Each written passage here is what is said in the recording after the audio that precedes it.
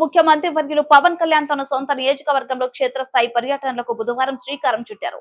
ప్రత్యక్షంగా నియోజకవర్గ ప్రజల సమస్యలు తెలుసుకోవడానికి ఎక్కువ ప్రాధాన్యత ఇస్తున్నారు. ఉప్పాడ తీర ప్రాంత సమస్యలు తెలుసుకునేందుకు అధికారులతో కలిసి వెళ్తూ మార్గ మధ్యలో గ్రామాన ప్రజలతో మమేకమయ్యారు. వారు చెప్పిన సమస్యలు విన్నారు, వినతులు స్వీకరించారు. త్వరలో పిఠాపురం నియోజకవర్గం పరిధిలోని ప్రతి గ్రామంలో పర్యటించి ప్రతి సమస్య పరిష్కారానికి కృషి చేస్తారని హామీ ఇచ్చారు.